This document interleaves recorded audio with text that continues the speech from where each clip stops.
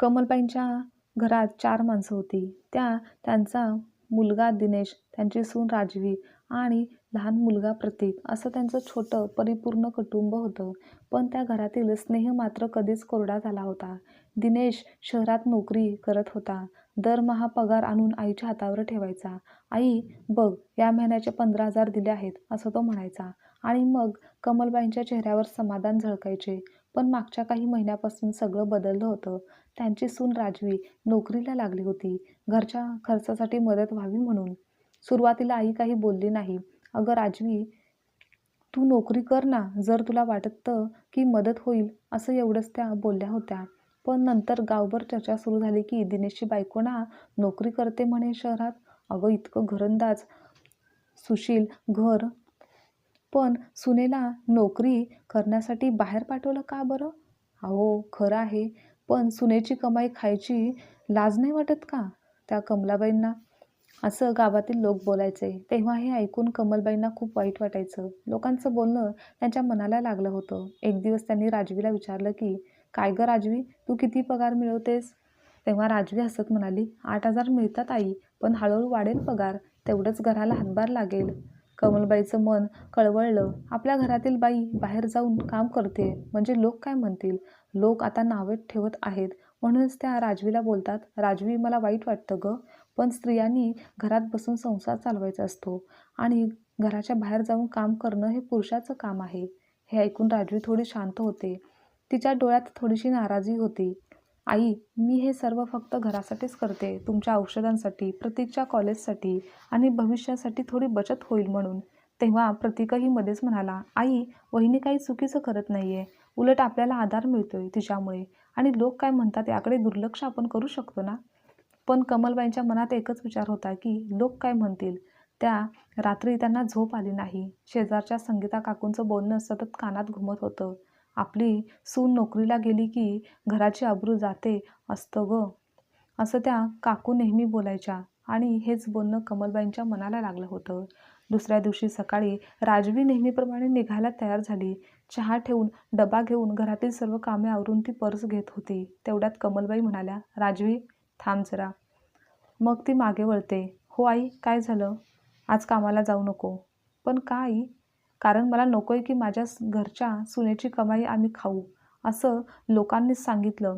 पण मलाही ते आता खरं वाटायला लागलं आहे. मला नाही आवडत गं हे सगळं. तुला कळतंय का?" हे ऐकताच राजूच्या हातातून पर्स खाली पडली. तिने खाली मान घातली आणि डोळ्यातील पाणी तिने लपवलं. "आई, मी हे कोणासाठी काम करते? स्वतःसाठी नाही, आपल्या सर्वांसाठी करत आहे." "मग आमच्यासाठी नको करू, आम्ही भूक सहन करू, आहे त्या परिस्थितीत राहू, पण तुझ्या पैशांनी मला जगायचं नाहीये." असं बोलताना कमलबाईंच्या शब्दात कटुता होती. पण आत कुठेतरी भीती होती, ती म्हणजे समाजाची, लोकांची आणि स्वतःच्या सवयींची. आणि त्या दिवसानंतर राजवी ऑफिसला गेली नाही. तिने राजीनामा दिला. तेव्हा दिनेशनेही खूप समजावलं, पण आईच्या हट्टासमोर कोण काय करणार? असेच अनेक महिने गेले. प्रतीकची कॉलेजची फी बाकी राहिली. कमलबाईंची औषधे थांबली. घरात आर्थिक तंगी वाढत गेली. कारण एकट्या दिनेशच्या पगारावर घर चालवणं, सर्व खर्च भागवणं कठीणच होतं. पण तरीही आई म्हणायच्या की नाही, काही झालं तरी चालेल, आपल्या घराची लाज वाचली पाहिजे. एका दिवशी राजवी बाजारात गेली होती. तिच्या समोर संगीता काकू आल्या. "काय गं राजवी, आता नोकरी सोडलीस का?" "हो आई, नको म्हणाल्या म्हणून." "हा का? पण अगं बाई, मग आता कसं चालते तुमचं घर? आणि मी ऐकलं आहे की प्रतीकची कॉलेजची फी पण थकली आहे म्हणे." त्या क्षणी राजवी गप्पच राहिली. तिच्या मनात खूप काही दाटून आलं होतं. घरी परतल्यावर तिने आईसमोर बोलू लागली की "आई, तुम्ही म्हणालात ना की माझी कमाई घराची लाज आहे, तुम्हाला माझ्या पैशावर जगायचं नाही आहे. पण आज प्रतीकची फी न भरल्याने त्याला कॉलेजमधून काढून टाकलं आहे आणि तुमची औषधे संपली आहेत. आजपर्यंत मी काही बोलले नाही, पण आता विचार करा की खरंच कोणती लाज मोठी आहे, बाहेर काम करणं की आपल्या घरच्यांना अडचणीत बघणं आणि असं लाचारी जीवन जगणं." हे ऐकून कमलबाईंचे डोळे पाणावले. पहिल्यांदाच त्यांना आपल्या विचारांचा भार जाणवला. स्वतःच्या विचारांवर त्यांनी खंत व्यक्त केली. रात्रभर त्या झोपू शकल्या नाहीत. राजवी झोपली होती, पण कमलाबाईंचं मन जागं होतं. त्या विचार करत होत्या की मी सुनेचा अभिमान केला नाही, उलट तिच्या मेहनतीला लाज समजत होते. मग दुसऱ्या दिवशी सकाळी त्यांनी राजवीला सांगितलं की राजवी, आजपासून पुन्हा कामाला तू जाऊ शकतेस. खरं तर या घराची लाज तुझी कमाई नाही, तर माझा अहंकार आहे.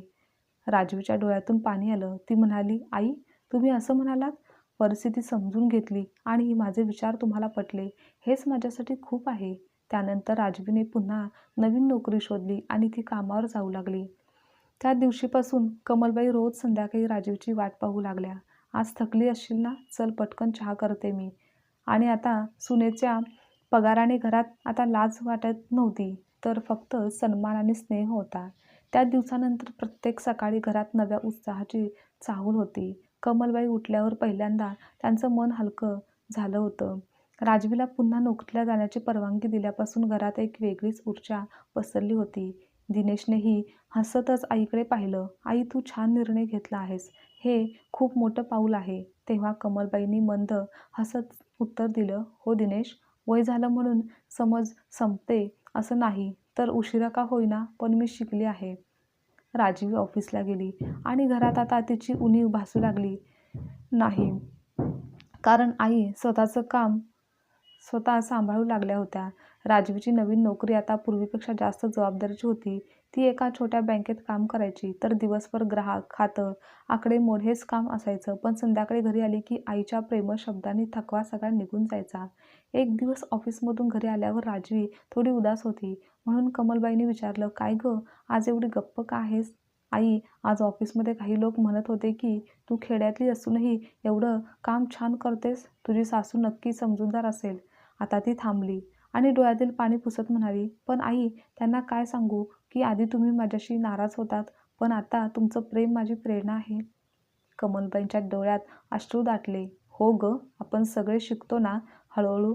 तू माझी मान उंचावली आहेस. खरं तर लोक काय म्हणतील याची मी काळजी केली, पण लोकांपेक्षा तू माझी माणुसकी जिंकली आहेस. या घरचं हित तूच अबाधित ठेवलं आहेस. आता त्या दिवसानंतर कमलबाईंनी गावातील लोकांना आणि बायकांच्या टोळक्याला चोख उत्तर द्यायला सुरुवात केली होती. संगीता काकू एक दिवस आल्या. अगं कमल, अजूनही तुझ्या सुनेची नोकरी चालूच आहे का? त्यावर कमलबाई हसल्या. हो, चालू आहे ना. आणि तिच्या पैशांनीच माझ्या औषधांचं बिल जातं आहे. आणि लोक काय म्हणतात हे आता मी विचार करत नाही हो. पण देव काय बघतो हे मी नक्कीच बघते. माझी सून इतरांच्या मुलांना शिकवते, लोकांना मदत करते. तिची कमाई म्हणजे घराची प्रतिष्ठा, मान आहे. त्या शब्दांनी संगीता काकूंच्या चेहऱ्यावर लाजिरवाणे हास्य आलं. अगं खरं आहे बाई, आजकालच्या मुली हुशार आहेत. आपणही जरा मागे आहोत बहुतेक. हो, काळ बदललाय संगीता, पण माणुसकीचा सन्मान तसाच ठेवायला हवा ना. त्या दिवसानंतर राजवीकडून प्रेरणा घेऊन गावातल्या काही बायकांनी देखील काम करायला सुरुवात केली. कोणी शिवणकाम, कोणी घरगुती मसाले, तर कोणी जेवणाचे डबे तयार करणे, अशी छोटी मोठी कामे सर्वांनी करायला सुरुवात केली. राजवीचं काम करणं सगळ्यांसाठी प्रेरणादायी ठरलं. एक दिवस ऑफिसमधून येताना राजवीला फोन आला. दिनेशचा आवाज थरथरत होता. राजवी, आईला अचानक छातीत दुखू लागले, तू लगेच घरी ये. मग ती पटकन घरी आली. आई खुर्चीत बसलेल्या होत्या. श्वास घ्यायला त्रास होत होता. राजवी त्यांच्या जवळ गेली. त्यांची विचारपूस करू लागली. थोड्या वेळाने डॉक्टर देखील आले. थोडं स्ट्रेस झाले, पण चिंता नाही. काळजी घेणं गरजेचं आहे, असं त्यांनी सांगितलं. राजवीने त्या दिवशी ऑफिसला फोन करून सांगितलं की मी काही दिवस सुट्टी घेते. मग ती सर्व कामे सोडून आईच्या शेजारी बसली. दिवस रात्र तिने त्यांची काळजी घेतली. त्या रात्री कमलबाईंनी हळू आवाजात विचारलं, राजवी, तू इतकं का करतेस गं माझ्यासाठी? आई, कारण तुम्ही मला तुमची मुलगी मानून समजून घेतलं आहे. सुनेची कमाई ही लाजिरवाणी नाही म्हणालात, तर सन्मानाचं नाव दिलं. आज मी काही करू शकते ते फक्त तुमच्यामुळेच. आईच्या डोळ्यातून अश्रू आले. त्यांनी तिचा हात घट्ट धरला. माझ्या मुली, आता मला मृत्यूला देखील भीती वाटत नाही, कारण मला खात्री आहे माझं घर आता तुझ्या हातात सुरक्षित आहे. दिनेशनेही आई राजवीमध्ये वाढत असलेले प्रेम बघून तो भारावला. तो म्हणाला, आई, राजवी आता आपल्या सगळ्यांची आधार झाली आहे. हो रे बाळा, पूर्वी मी तिची वाट रोखली होती, पण आता उंच भरारी घेण्याचे प्रोत्साहन देत आहे. त्यानंतर सगळं काही हळूहळू स्थिरावलं होतं. राजवीच्या नोकरीमुळे आता स्थैर्य आलं होतं. प्रतीकच्या शिक्षणाची फी भरली गेली होती, तर कमलबाईंच्या औषधांचं घेणं नियमित झालं होतं आणि सर्वात महत्त्वाचं म्हणजे घरातील संवाद पुन्हा जिवंत झाला होता.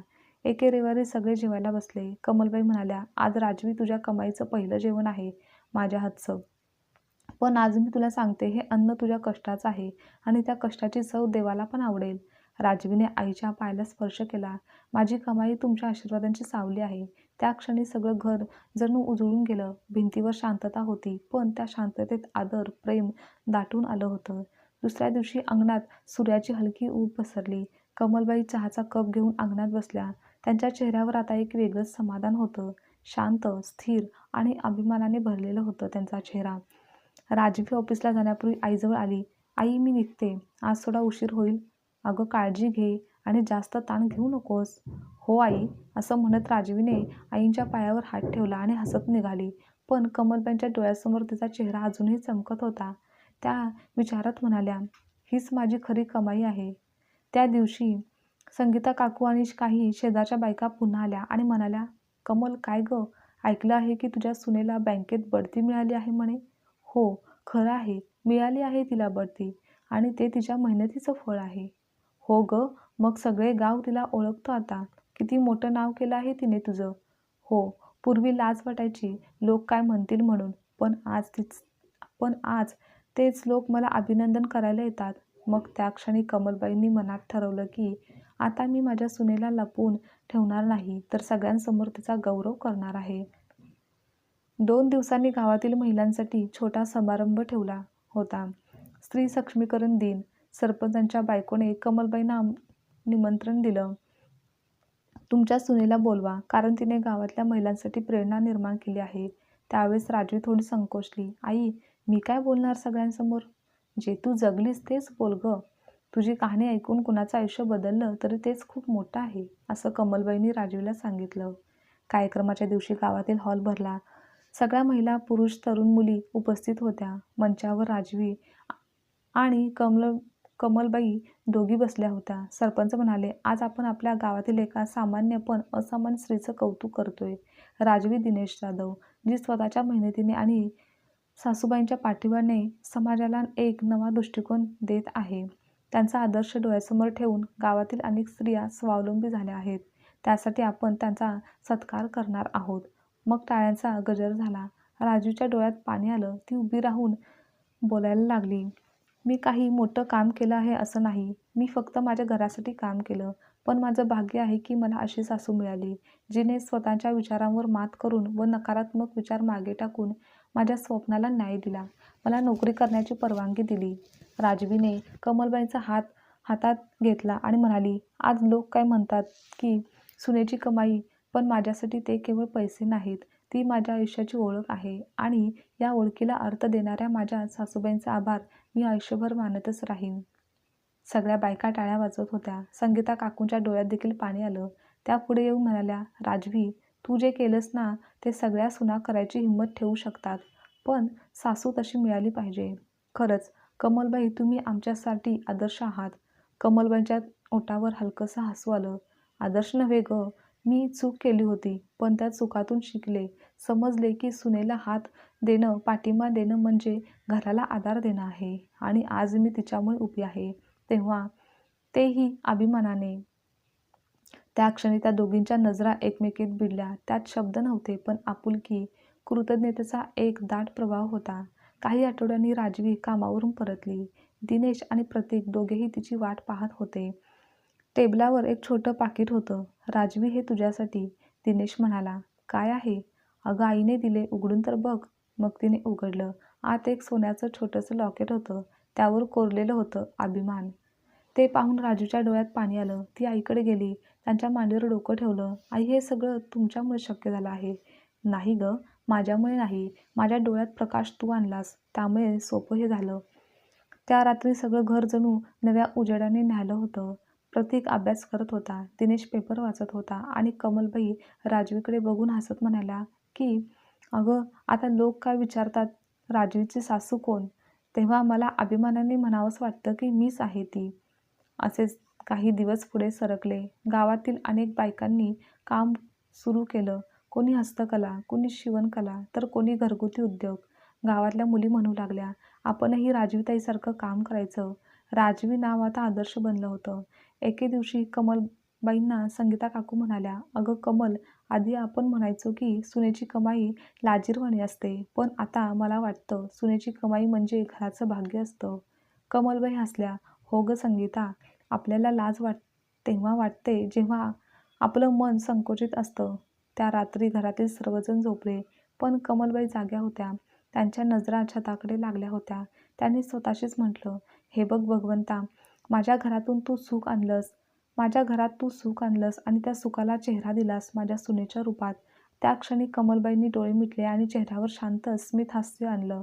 घराच्या बाहेरून वाऱ्याची झुळूक आली. जणू आभाळही म्हणत होतं, "सुनेची कमाई म्हणजे घराचा सन्मान, आईचा अभिमान आणि नात्याचं बंधन आहे." पावसाळ्याची संध्याकाळ होती. आभाळ भरून आलं होतं. विजांचा लखलखाट आणि अधूनमधून पडणारी सर आणि घरात मात्र दिव्यांचा मंद उजेड, त्यातही एक वेगळी शांतता पसरली होती. कमलबाईंचे आरोग्य आता कमजोर झाले होते. वय, औषधांनी थोडीशी थकलेली देहबोली होती. तरीही त्यांच्या चेहऱ्यावर एक गोड समाधान होतं. जणू आयुष्याची सर्व कर्ज फेडून आता विश्रांती घेतली आहे. राजवी दररोज सकाळी त्यांना चहा करून द्यायची, औषधं द्यायची आणि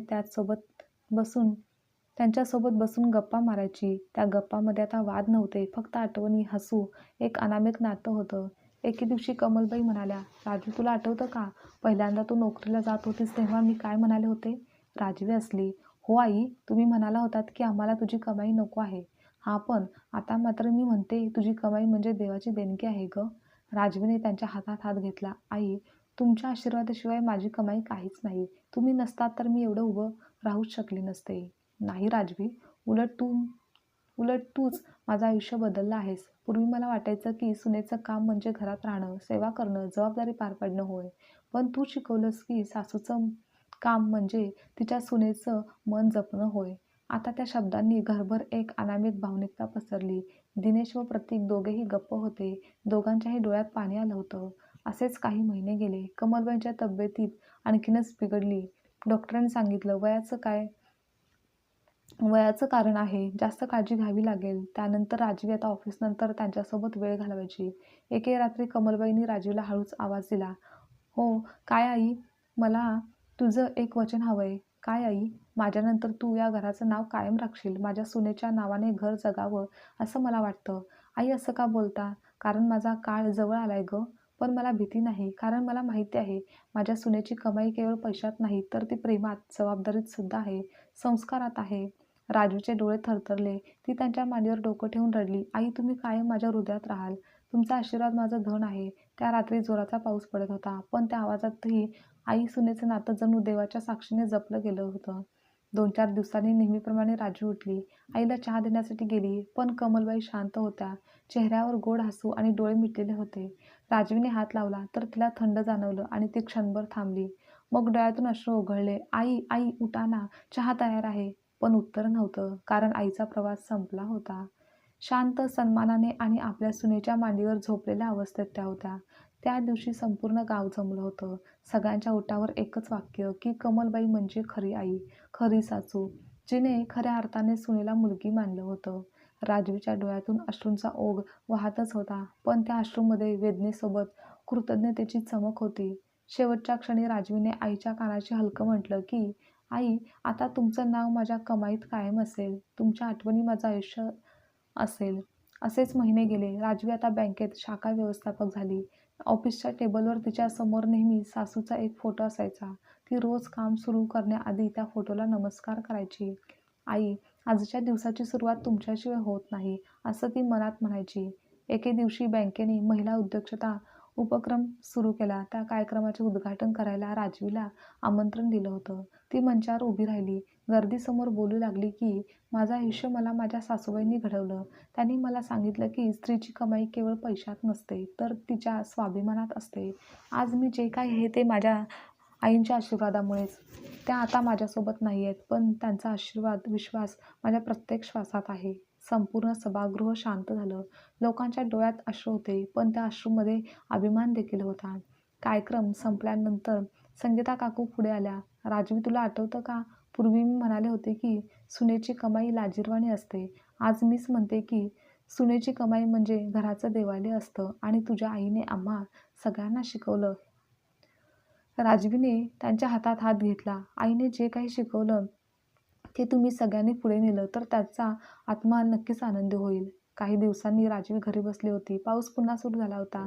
आईचं आवडतं झाड जाईचा वेल फुलांनी भरून गेला होता. तिने तो वेल पाहिला आणि हसली. आई, तुम्ही अजून इथेच आहात ना? तुमचा सुगंध अजून घरभर पसरलाय. ती अंगणात गेली. हातात चहाचा कप घेतला. आकाशाकडे पाहतच हळू म्हणाली की तुम्ही मला शिकवलं की सुनेची कमाई म्हणजे घराचं नाव, घराचं ऊब आणि नात्याचा सन्मान आहे. एक पांढरं फूल झाडावरून खाली पडलं आणि तिच्या मांडीवर आलं. ती हलकीसे हसली. हेच तुमचं उत्तर आहे ना आई? त्या क्षणी एक दिवा पेटत होता आणि त्या उजेडात सुनेची कमाई हा शब्द आता अर्थाच्या पलीकडे गेला. तर तो नात्यांचा वारसा झाला. खरं आहे, सुनेची कमाई म्हणजे पैशाची रक्कम नाही, तर तिच्या डोळ्यातील आत्मविश्वासाचं तेज असतं. तिच्या कर्तृत्वाने सासूच्या चेहऱ्यावर आलेलं स्मित आणि त्या नात्याचा तो प्रवास प्रेम जे आयुष्यभर घरभर पसरलेलं असतं. स्त्रीची कमाई कधीही लाज नसते, तर ती घराचा सन्मान असते. आणि आई सुनेचं नातं बदलतं, जेव्हा अहंकाराऐवजी सन्मान जागा घेतो. आजची कथा तुम्हाला आवडल्यास लाईक, शेअर, कमेंट करा आणि चॅनलवर नवीन असाल तर चॅनलला सबस्क्राईबसुद्धा नक्की करा.